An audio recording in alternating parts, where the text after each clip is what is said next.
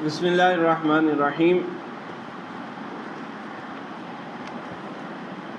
ومعنى اللزوم انه كلما افاد الحکم افاد انه عالم به۔ یہ ذکر کیا تھا مصنف نے کہ ایک کو فائدۃ الخبر کہا جاتا ہے اور دوسرے کو فائدۃ الخبر کا لازم فائدۃ الخبر کہا جا رہا ہے، اور پھر لازم فائدۃ الخبر نام رکھنے کی وجہ علامہ تفتزانی رحمہ اللہ نے ذکر کی تھی۔ وہ جو وجہ تھی اس میں یہ بتایا گیا کہ اس کو لازم اس لیے کہتے ہیں کہ یہ لازم ہے، فائدۃ الخبر کو یہ لازم ہے کہ جب بھی فائدۃ الخبر آتا ہے یہ چیز آ جاتی ہے۔ اور فائدۃ الخبر کا معنی کیا تھا وہ پیچھے بتا دیا کہ حکم کا فائدہ۔ وضاحت کر رہے ہیں کہ یہ جو ہم نے کہا کہ لزوم کا تعلق پایا جا رہا ہے، لازم فائدۃ الخبر کو لازم ہے۔ اس لزوم کا معنی کیا ہے؟ کوئی یہ نہ سمجھے کہ جب کسی بھی شخص کو کسی خبر کا حکم معلوم ہو جائے، یعنی اس کے اندر موجود نسبت واقعیہ معلوم ہو جائے تو یہ فائدۃ الخبر ہے، لہذا لازم فائدۃ الخبر بھی آ جائے۔ ایسا نہیں ہے، ایسا ضروری نہیں ہے۔ جو ہم نے لزوم ذکر کیا وہ لزوم متکلم کے اعتبار سے ہے، یعنی جب کوئی دوسرے کو فائدہ دینا چاہے، ورنہ تو ایک خبر لکھی ہوئی ہے، لکھا ہوا آپ نے پڑھا تو آپ کو اس سے فائدۃ الخبر آ گیا، وہاں لازم فائدۃ الخبر کہاں سے آئے گا؟ لازم فائدۃ الخبر آئے گا؟ یا آپ نے خود دیکھ لیا کہ عام کی زائد کی طرف نسبت آپ نے خارج سے دیکھ کر سمجھ لی تو آپ کو فائدۃ الخبر تو حاصل ہو گیا، یعنی حکم کا فائدہ، فائدۃ الخبر سے مراد حکم کا فائدہ حاصل ہو گیا، ٹھیک ہے؟ حکم کا فائدہ حاصل ہو گیا تو اس سے لازمی فائدۃ الخبر یعنی عالم بالحکم کا فائدہ تو حاصل نہیں ہوا۔ تو وضاحت کر رہے ہیں کہ لزوم سے مراد یہاں پر افادے کے اعتبار سے لزوم ہے، ہر حالت میں لزوم نہیں ہے، یعنی جب متکلم مخاطب کو فائدۃ الخبر دینا چاہے گا، متکلم مخاطب کو فائدۃ الخبر دینا چاہے گا تو وہاں پر پھر لازم فائدۃ الخبر آئے گا۔ جہاں افادہ پایا جائے وہاں پر پھر لزوم ہے، تو یہ لزوم افادے کے اعتبار سے۔ تو فرماتے ہیں معنی لزوم کا مطلب یہاں پر یہ ہے کہ انہو کلما افاد الحکمہ، کہ جب بھی یہ فائدہ دے گا، حکم کا فائدہ دے گا، افاد انہو عالم بہ، تو ساتھ میں لازماً یہ فائدہ بھی آ جائے گا کہ وہ عالم بالحکم ہے، ٹھیک ہے؟ من غیر عکس، اور اس کا برعکس نہیں ہے، یعنی جب کوئی متکلم مخاطب کو عالم بالحکم کا فائدہ دے گا تو وہاں حکم کا فائدہ آنا ضروری نہیں ہے۔ کما فی حفظت التوراۃ، جیسا کہ حفظت التورات والی مثال ہے کہ جب متکلم نے مخاطب کو بتایا کہ حفظت التورات، اس نے فائدہ کون سا دینا چاہا؟ اس نے عالم بالحکم ہونے کا فائدہ دینا چاہا۔ متکلم نے مخاطب کو یہ بتانا چاہا کہ مجھے پتہ چل گیا ہے، تو یہاں عالم بالحکم کا فائدہ ہو گیا، لیکن حکم کا فائدہ آیا؟ حکم کا فائدہ نہیں آیا، کیونکہ وہ پہلے سے ہی مخاطب کو حاصل ہے کہ مخاطب کا اپنا فعل ہے تو مخاطب کو پہلے سے حاصل ہے۔ تو جہاں عالم بالحکم کا فائدہ پایا جائے وہاں حکم کا فائدہ آنا ضروری نہیں ہے، اور جب حکم کا فائدہ دینا پایا جائے وہاں عالم بالحکم کا فائدہ بھی آ ہی جائے گا، ٹھیک ہے؟ وزعم العلامۃ فی شرح ھذا الکلام من المفتاح، علامہ قطب الدین شیرازی رحمہ اللہ نے مفتاح العلوم کی شرح لکھتے ہوئے اسی جگہ پر مفتاح العلوم کے اس مقام پر وضاحت کرتے ہوئے انہوں نے ایک بات کہی ہے، تو وہ جو بات ہے وہ علامہ سکاکی رحمہ اللہ کی بات سے ٹکراتی ہے۔ انہوں نے یہ کہا کہ فائدۃ الخبر اور لازم فائدۃ الخبر کا معنی کیا ہے؟ کہیں فائدۃ الخبر کا مطلب یہ ہے کہ سامع کا خبر سے حکم حاصل کر لینا، سامع کا خبر سے حکم کو حاصل کرنا، یہ فائدۃ الخبر ہے۔ یعنی خبر پیش کی، سامع نے اس خبر کو سن کر خبر سے حکم کا استفادہ کر لیا، حکم نکال لیا، وہاں سے خبر کے اندر سے حکم نکال لیا، تو یہ فائدۃ الخبر ہے، ٹھیک ہے۔ اور لازم فائدۃ الخبر پھر کیا ہے؟ لازم فائدۃ الخبر بھی اسی طرح ہے کہ جب متکلم نے مخاطب کو خبر دی تو اس نے خبر میں سے یہ جان لیا، استفادہ کر لیا کہ یہ متکلم عالم بالحکم ہے، ٹھیک ہے۔ فرماتے وزعم العلامۃ فی شرح ھذا الکلام من مفتاح العلوم کے اس کلام کی شرح کرتے ہوئے علامہ قطب الدین شیرازی رحمہ اللہ نے یہ ذکر کیا ہے کہ فائدۃ الخبر کا مطلب ہے استفادۃ السامع من الخبر الحکمہ، سامع کا خبر سے حکم کا فائدہ حاصل کر لینا، ولازمہ یعنی فائدۃ الخبر کا لازم وہ کیا ہے؟ لازمہ ہی استفادتہ منہ ان المخبر عالم بالحکم، کہ مخاطب کا خبر سے یہ جان لینا کہ متکلم مخبر حکم کا عالم ہے۔ تو یہ جو انہوں نے فائدۃ الخبر، لازم فائدۃ الخبر کی وضاحت کی ہے، فرماتے ہیں کہ یہ وضاحت وہو خلاف ما صرح به صاحب المفتاح فی بحث تعریف المسند الیہ، یہ وضاحت یہ وضاحت علامہ سکاکی رحمہ اللہ کے اپنے کلام کے خلاف ہے۔ علامہ سکاکی رحمہ اللہ کے کلام کی وضاحت ہو رہی ہے نا، تو ان کے کلام کی وضاحت انہی کے اقوال کی روشنی میں کی جائے گی۔ تو کہہ رہے ہیں ان کا جو کلام ہے مسند الیہ کی بحث میں انہوں نے جو کلام کیا اس سے یہ تشریح ٹکراتی ہے، جو علامہ قطب الدین شیرازی کی بیان کرتا ہے تشریح، یہ اس سے ٹکراتی ہے۔ لیکنہ یوافق ما اوردہ المصنف فی تفسیر ھذا الکلام، لیکن علامہ قزوینی رحمہ اللہ نے اپنی کتاب تلخیص المفتاح کی شرح کرتے ہوئے ایضاح کے اندر، ایضاح انہوں نے کتاب لکھی نا، اس کے بعد تلخیص المفتاح کے بعد ایضاح لکھی، تو ایضاح میں اسی جگہ پر انہوں نے ایک تشریح کی ہے، علامہ قزوینی نے ایک تشریح کی ہے، تو علامہ قطب الدین شیرازی کی تشریح اس کے موافق ہے۔ وہ انہوں نے کیا تشریح کی ہے؟ علامہ قزوینی نے وہ کیا تشریح کی وہ آگے ذکر کر رہے ہیں۔ حیث قال، ما ورد المصنف فی تفسیر ھذا الکلام حیث قال، جیسا کہ مصنف نے کہا، وضاحت کرتے ہوئے کہا، یمتنع اللہ یحصل العلم الثانی، کہ یہ بات ممتنع ہے کہ دوسرا علم نہ آئے۔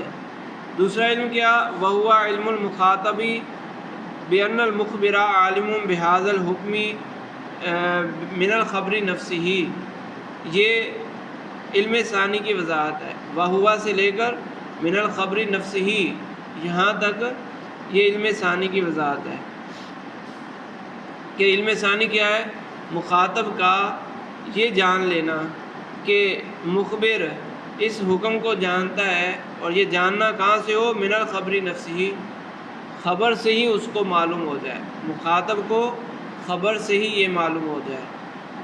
تو یہ وضاحت جو دی ہے، یہ وضاحت وہ جو میں نے کہا نا علم ثانی کا مطلب ہے یہ واہوا سے لے کر نفس ہی تک، یہ اور علامہ قطب الدین شیرازی کا بیان کرتا کلام ایک جیسا ہو گیا۔ انہوں نے بھی کہا تھا کہ مخاطب خبر سے یہ استفادہ کر لے، خبر سے نکال لے، یہ بات نکال لے کہ متکلم عالم بالحکم ہے، تو یہ بھی یہی کہہ رہے ہیں کہ من خبر نفس ہی، صرف خبر سے، خود خبر سے مخاطب یہ جان لے کہ مخبر عالم بالحکم ہے، دونوں کی بات موافق ہوگی، ٹھیک ہے۔ تو کہ یمتنع اللہ یحصل العلم الثانی کہ علم ثانی حاصل نہ ہو، یہ بات ممتنع ہے کب؟ عند حصول العلم الاول، علم اول کے حاصل ہونے کے وقت علم ثانی حاصل نہ ہو، یہ ممتنع ہے۔ تو علم ثانی کی وضاحت بھی درمیان میں آ گئی، اب علم اول کی وضاحت وہ بھی آگے کر دی گئی۔ وَهُوَ عِلْمُهُ بِذَلِكَ الْحُكْمِ مِنَ الْخَبْرِ نَفْسِهِ، کہ مخاطب کا صرف خبر سے، خود خبر سے، یعنی محض خبر سے ہی حکم کو جان لینا۔ ٹھیک ہے، تو یہ جو دو اصل میں توافق ذکر کرنا تھا نا، کہ علامہ قطب الدین شیرازی کا کلام مصنف کے ایذاء والے کلام کے موافق ہے، تو وہ موافق یہ تفصیل سے سمجھ آ رہی ہے بس۔ باقی جو یمتنع اور مزید جو کلام ہے مصنف کا ایذاء میں، وہ تو آگے آ رہا ہے، لیکن موافقت یہاں سے ثابت ہو گئی، اتنی موافقت من الخبر نفسی یہاں سے ثابت ہو گئی۔ علامہ قزوینی کا جو ایذاء میں کلام ہے، انہوں نے ایک قاعدہ ذکر کیا ہے کہ یمتنع ان لا یحصل العلم الثانی عند حصول العلم الاول، علم اول کے آنے کے وقت علم ثانی کا نہ آنا ممتنع ہے۔ نہ آنا ممتنع ہے تو آنا ضروری ہے۔ علم ثانی کا آنا ضروری ہو گیا کب؟ جب علم اول آئے۔ جب علم اول آئے گا تو علم ثانی کا آنا ضروری ہے۔ اب ضروری ہونے پر دلیل، نہ آنے کے امتناع پر دلیل، کہنے اذ لو لم یحصل، اگر نہ آئے، علم اول آ گیا اور علم ثانی نہیں آیا، تو اس کی دو ہی صورتیں ہو سکتی ہیں، دو ہی وجوہات ہو سکتی ہیں۔ فعدم حصولی عندہ، علم اول کے آنے کے وقت علم ثانی کا نہ آنا، اما لأنہ قد حصل قبل او لم یحصل بعد، دو ہی صورتیں ہو سکتی ہیں کہ یا تو یہ کہ وہ ابھی تک حاصل نہیں ہوا، لم یحصل بعد ابھی تک حاصل نہیں ہوا، اس لیے یعنی ابھی تک وہ حاصل نہیں ہوا، ایک صورت یہ، دوسری صورت یہ کہ وہ پہلے سے حاصل تھا اس لیے ابھی نہیں آیا، کیونکہ تحصیل حاصل بھی تو باطل ہے نا۔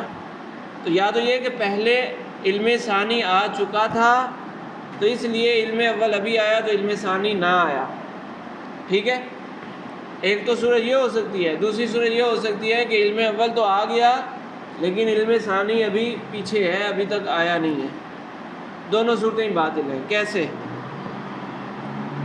والاول باطل، یہ جو کہا کہ علم ثانی اس لیے نہیں آیا کہ علم اول کے آنے سے پہلے ہی وہ آ چکا ہے، تو کہہ رہے ہیں یہ تو باطل ہے۔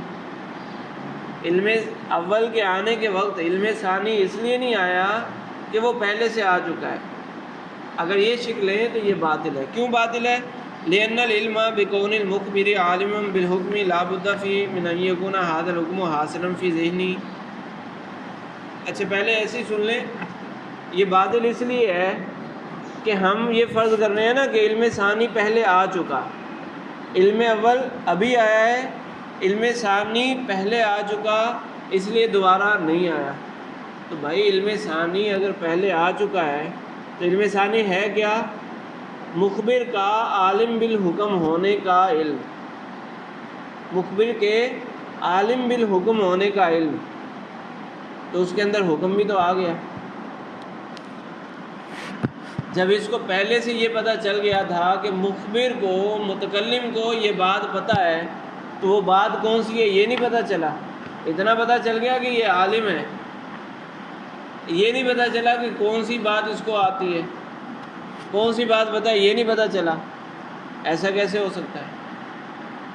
تو علم ثانی پہلے آ جائے اور علم اول بعد میں آ جائے، ایسا تو ممکن ہی نہیں ہے کہ جب علم ثانی پہلے آیا تو اس کے اندر علم اول بھی آ گیا، علم اول اسی کے اندر ہی موجود ہے، تو ایسا کیسے ہو سکتا ہے کہ علم ثانی پہلے آ جائے اور علم اول بعد میں آئے؟ یہ تو ناممکن بات ہے۔ تو یہ شک تو باطل ہے، پہلی شک یہ تو باطل ہے۔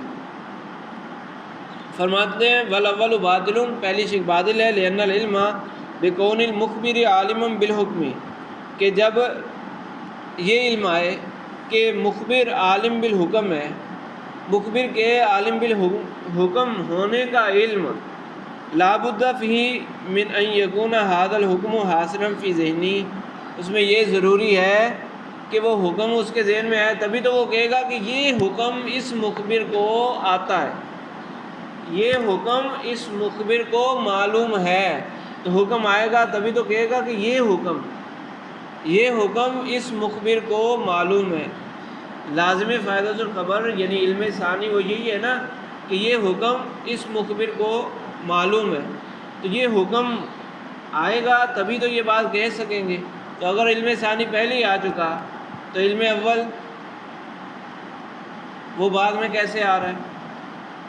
اس کا تو اسی وقت آنا ضروری ہے، تو اس کے اندر حکم بھی تو آ گیا نا، تو یہ پھر کیسے ہوا کہ علم اول بعد میں آیا؟ تو لا بد فی من ان یکون ھذا الحکم حاصلا فی ذہنی، اس کے ذہن میں اس حکم کا حاصل ہونا ضروری ہے، فی ذہنی ضرورتاً، بدیہی طور پر اس کے ذہن میں اس علم کا حاصل ہونا ضروری ہے۔ وَإِن لَّمْ يَجِبْ أَن يَكُونَ حُصُولُهُ مِن ذَلِكَ الْخَبْرِ، ہاں زیادہ سے زیادہ یہ کہہ سکتے ہیں کہ اس خبر سے نہیں آیا، علم اول اس خبر سے نہیں آیا، کسی اور طریقے سے آیا، تو جس طریقے سے بھی آیا ہو، بات یہ کہ علم اول آیا یا نہیں آیا۔ علم ثانی جب فرض کر رہے ہیں کہ پہلے آ چکا ہے تو علم اول کا آنا وہاں پر ضروری ہے، تو جب علم اول آ گیا تو ابھی خبر دینے سے علم اول کیسے آیا؟ صورت ہم نے یہ فرض کی تھی کہ خبر سے علم اول ابھی آیا ہے اور علم ثانی اس لیے نہیں آیا کہ وہ پہلے سے آ چکا ہے، علم اول ابھی آیا۔ جب علم اول ابھی مان رہے ہیں تو علم ثانی کا پہلے آنا درست نہیں، کیونکہ علم ثانی اگر پہلے آ چکا تو علم اول بھی وہاں آ چکا، تو ابھی علم اول کا آنا درست نہیں، تو یہ دونوں آپس میں متناقض ہیں، ایسا ہو ہی نہیں سکتا کہ علم اول ابھی آئے اور علم ثانی پہلے ہی آ چکا ہو، یہ درست نہیں ہے، یہ باطل ہے، ٹھیک ہے۔ وقت ثانی، اور یہ جو دوسری شک بیان کی کہ ہم نے فرض کر لیا کہ متکلم نے مخبر نے خبر دی، خبر سن کر علم اول تو آ گیا لیکن علم ثانی ابھی تک نہیں آیا، علم ثانی ابھی تک نہیں آیا، یہ بھی باطل ہے۔ کیوں باطل ہے؟ کہہ رہے لأن علت حصولہ سماع الخبری من المخبری، کیونکہ علت پائی گئی، تو علت جب پائی جائے تو معلول کا پایا جانا ضروری ہوتا ہے۔ لازم فائدۃ الخبر علم ثانی کی علت کیا ہے؟ محض مخبر سے خبر کی سماعت، مخبر سے جب خبر سن لی جائے تو یہ علت ہے لازم فائدۃ الخبر کی، علم ثانی کی۔ تو یہ تو تم مان رہے ہو نا علم اول آیا، علم اول کیسے آئے گا؟ مخبر خبر دے گا تو علم اول آئے گا، تو مخبر نے خبر دی، علت پائی گئی، تو معلول کا آنا ضروری ہے۔ معلول علت سے متخلف تو نہیں ہو سکتا، ایسا تو نہیں ہو سکتا علت آ جائے اور معلول نہ پایا جائے، یہ تو ناممکن سی بات ہے، تو اس لیے یہ شک بھی باطل ہے۔ لہٰذا ماننا پڑے گا کہ علم اول کے آنے کے وقت علم ثانی کا آنا ضروری ہے، علم اول کے آنے کے وقت علم ثانی کا آنا ضروری ہے۔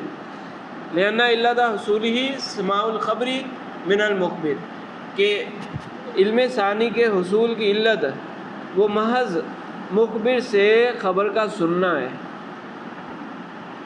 اذ التقدیر ان حصولہما انما ہوا من نفس الخبری، کیونکہ ہم یہاں ہم نے جو کہہ دیا کہ خبر سننا ہی علم ثانی کی علت ہے، وہ مطلقاً نہیں ہے، ہم نے پہلے فرض کر لیا ہے۔ بات کس پر چل رہی ہے؟ بات صرف اس پر چل رہی ہے کہ مخبر نے خبر دی تو خبر کو سن کر علم اول آیا، تو اب علم ثانی آئے گا یا نہیں آئے گا؟ تو فرض ہم یہی کر رہے ہیں کہ جب خبر کی بات ہو، خبر دی جائے، تو اس وقت علم ثانی کی علت کیا ہے؟ علم ثانی کی علت اس وقت میں صرف سماع خبر ہے، ورنہ اور دلائل سے بھی آ سکتا ہے، علم ثانی اور طریقوں سے بھی آ سکتا ہے، لیکن ابھی ہماری بات کس میں ہو رہی ہے؟ اسی تقدیر ہو، ہم نے یہ فرض کیا ہوا ہے، ہمارا جو بحث جس میں چل رہی ہے وہ بحث کا منشا کیا ہے؟ اسی تقدیر ہو ان حصولہما انما ہوا من نفس الخبری، کہ صرف خبر سے علم اول اور علم ثانی کا حاصل ہونا۔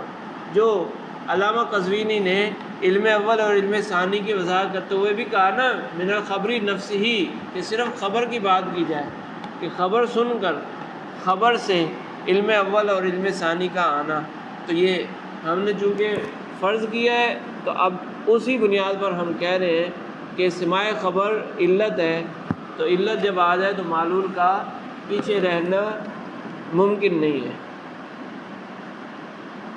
ٹھیک ہے، تو یہ علامہ قزوینی نے ذکر فرمایا تھا کہ علم اول کے آنے کے وقت علم ثانی کا آنا ضروری ہے، علم ثانی کا نہ آنا ممتنع ہے۔ یہ جو دو شکیں نکالی ہیں یہ علامہ تفتزانی رحمہ اللہ نے نکالی، کہ اگر نہ حاصل ہوا تو دو صورتیں ہیں، کہ یا تو وہ پہلے سے حاصل ہو چکا ہے یا ابھی تک حاصل نہیں ہوا۔ یہ دو شکیں علامہ تفتزانی رحمہ اللہ نے نکالی تھی، تو فرماتے فنبہ علی الاولی، یہی دو شکوں کے بطلان کی طرف علامہ قزوینی نے اشارہ کیا ہے، کہ بقولی اپنا انہوں نے یہ کلام آگے کیا کہ لامتناع حصول ثانی قبل حصول الاولی، کہ علم ثانی علم اول کے آنے سے پہلے نہیں آ سکتا، علم ثانی کا آنا علم اول سے پہلے، زمانے کے اعتبار سے پہلے یہ ممتنع ہے۔ وعلی ثانی، اور جو دوسری شک کو ہم نے باطل کیا اس پر علامہ قزوینی نے یوں اشارہ کیا ہے کہ ما ان سماع الخبری من المخبری کاف فی حصول الثانی منہ، کہ علم اول آ جائے اور علم ثانی نہ آئے، ایسا کیسے ہو سکتا ہے؟ حالانکہ صرف خبر کا سننا، مخبر سے خبر کا سننا یہ کافی ہے علم ثانی کے حاصل ہونے کے لیے۔ تو ایسا کیسے ہو سکتا ہے کہ علم اول آ جائے، خبر کی سماعت پائی جائے اور علم ثانی نہ آئے؟ ایسا نہیں ہو سکتا۔ تو ایک تو علامہ قزوینی نے یہ ذکر کیا تھا کہ علم اول کے آنے کے وقت علم ثانی کا آنا ضروری ہے، علم ثانی کا نہ آنا ممتنع ہے، اور دوسری شک، قاعدے کی دوسری شک یہ ذکر کی کہ ولا یمتنع اللہ یحصل العلم الاول من الخبر نفسہ عند حصول الثانی۔ دوسری شک یہ ہے کہ جب علم ثانی آئے تو اسی خبر سے علم اول کا نہ آنا ممتنع نہیں ہے، اسی خبر سے جب علم ثانی آیا، جس خبر سے علم ثانی آیا اسی خبر سے علم اول کا نہ آنا ممتنع نہیں ہے۔ نہ آنا ممتنع نہیں ہے یعنی ممکن ہے کہ آ جائے، ممکن ہے کہ نہ آئے، دونوں صورتیں ہو سکتی ہیں، لازم نہیں ہے۔ کبھی ایسا ہوگا کہ جس خبر سے علم ثانی آیا اسی خبر سے علم اول بھی آ جائے گا، کبھی ایسا ہوگا کہ جس خبر سے علم ثانی آیا علم اول اس خبر سے نہیں آیا بلکہ کسی اور خبر سے آیا۔ مثال کے طور پر زید نے مجھے آ کر ایک خبر بتائی تو مجھے علم اول آ گیا، امر کے اعتبار سے علم اول مجھے آ گیا، حکم آ گیا مجھے، لیکن مجھے یہ نہیں پتہ چلا کہ امر اس بات کو جانتا ہے یا نہیں۔ تو جب امر آ کر وہی بات مجھے بتائے گا تو حکم تو مجھے دوسری خبر سے حاصل ہو چکا، علم اول تو مجھے دوسری خبر سے حاصل ہو چکا، اس والی خبر سے علم ثانی حاصل ہوا، تو اسی خبر سے علم اول حاصل نہیں ہوا۔ کیوں کہ علم اول مجھے اس کے علاوہ دوسری خبر سے حاصل ہو چکا ہے۔ تو علم اول کے حصول کے اور بھی ذرائع ہو سکتے ہیں، دوسری خبر بھی ہو سکتی ہے، یا خبر کے علاوہ کوئی اور ذرائع بھی ہو سکتے ہیں۔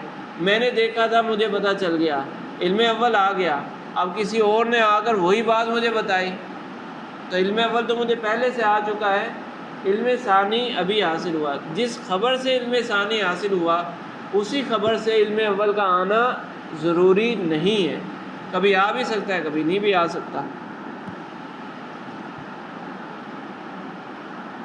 لجوازی ایسا کیوں، اس کا آنا ضروری کیوں نہیں ہے؟ علم اول کا آنا علم ثانی کے وقت، علم اول کا آنا ضروری کیوں نہیں ہے؟ کہنے لجوازی ان یکون الاول حاصلا قبل حصول الثانی، کیونکہ یہ بات ممکن ہے کہ علم ثانی کے حاصل ہونے سے پہلے علم اول آ چکا ہو۔ فلا یمکن حصول، تو جب پہلے علم اول آ چکا ہے تو اب دوبارہ علم اول آ سکتا ہے۔ لامتناع حصول الحاصل، کیونکہ یہ تحصیل حاصل لازم آئے گی جو کہ باطل ہے۔ جو چیز ایک دفعہ حاصل ہو چکی ہے وہ دوبارہ تو حاصل نہیں ہو سکتی، یہ تو ممتنع ہے۔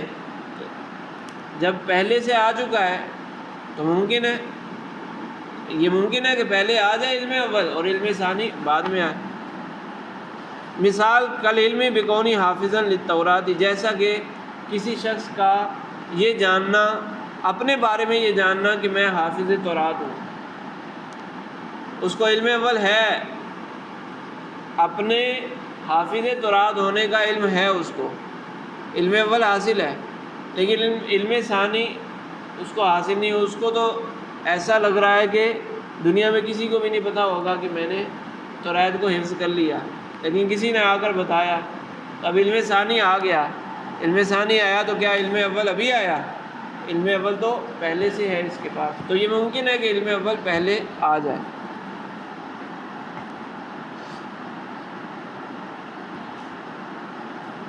اچھا، اب یہاں پر ایک پھر سوال ہوتا ہے، جب یہ دوسری شک ذکر کی نا کہ علم ثانی کے آنے کے وقت علم اول کا آنا ضروری نہیں ہے، ایسا ہی ہے، علم ثانی کے آنے کے وقت اسی خبر سے علم اول کا آنا ضروری نہیں ہے، تو اس پر سوال ہوتا ہے کہ آپ نے ابھی تھوڑی دیر پہلے جو نام رکھے ہیں، آپ نے کہا فائدۃ الخبر، علم اول کا نام رکھا فائدۃ الخبر، اور دوسرے علم ثانی کا نام کیا رکھا؟ لازم فائدۃ الخبر، کہ فائدۃ الخبر کو جو لازم ہو، تو جب فائدۃ الخبر ہی نہیں آیا تو لازم کہاں سے آیا؟ اس کا لازم کہاں سے آیا؟ ابھی آپ نے مثال دی ہے، آپ نے کہا ہے کہ علم ثانی کے آنے کے وقت علم اول نہیں آیا، ممکن ہے کہ نہ آئے، تو اب یہ جو علم ثانی ہے یہ لازم فائدۃ الخبر کیسے بنا؟ فائدۃ الخبر ہوگا تو اس کا کوئی لازم ہوگا نا، یہاں تو فائدۃ الخبر ہی نہیں ہے۔ یہاں پر اس صورت میں یہ جو حفظت التورات والی مثال کہ علم ثانی آیا علم اول نہیں آیا، تو یہاں فائدۃ الخبر پایا گیا؟ فائدۃ الخبر تو نہیں پایا گیا۔ جب فائدۃ الخبر ہی نہیں ہے تو لازم فائدۃ الخبر نام رکھنا یہ تو عجیب سی بات ہے، یہ لازم فائدۃ الخبر کیسے ہوا؟ تو اس کا جواب دے رہے ہیں کہ وحینئذ یکون تسمیۃ ھذا الحکم فائدۃ الخبر، اس کو جو فائدۃ الخبر والا نام، یعنی لازم فائدۃ الخبر کے اندر جو فائدۃ الخبر موجود ہے نا، لفظ پورا جو نام ہے نا لازم فائدۃ الخبر، اس کے اندر جو ایک جز فائدۃ الخبر ہے، تو فائدۃ الخبر تو یہاں پایا ہی نہیں جا رہا، پھر بھی اس نام کے اندر فائدۃ الخبر کو حصہ بنا دیا، کیوں؟ بناء علی انہ من شأنہ ان یستفاد من الخبر، وہ اس اعتبار سے کہ یہ ایسی خبر ہے جہاں سے فائدۃ الخبر حاصل کیا جا سکتا ہے۔ یہ کلام ہے، ایسا کلام ہے جس میں فائدۃ الخبر کی صلاحیت پائی جاتی ہے، اس کو فائدۃ الخبر نہیں آیا تو کسی اور کو تو آ سکتا ہے نا، کسی اور کو فائدۃ الخبر بھی آ سکتا ہے، تو یہ کلام من حیث الکلام ایسا ہے کہ فائدۃ الخبر اس میں آ سکتا ہے، تو اس لیے اس کا جو دوسری چیز ہے، اس کے مقابلے میں جو دوسری چیز ہے تو اس کو لازم فائدۃ الخبر کہہ دیا، لہٰذا لازم فائدۃ الخبر نام دینا درست ہو گیا۔ وحینئذ یکون تسمیۃ ھذا الحکم فائدۃ الخبر، اس صورت میں اس حکم کو فائدۃ الخبر کا نام دینا بناء علی انہ من شأنہ ان یستفاد من الخبر، اس طور پر ہے کہ اس کی شان یہ ہے کہ اس کو خبر سے استفادہ کیا جا سکتا ہے، خبر سے حاصل کیا جا سکتا ہے، ٹھیک ہے۔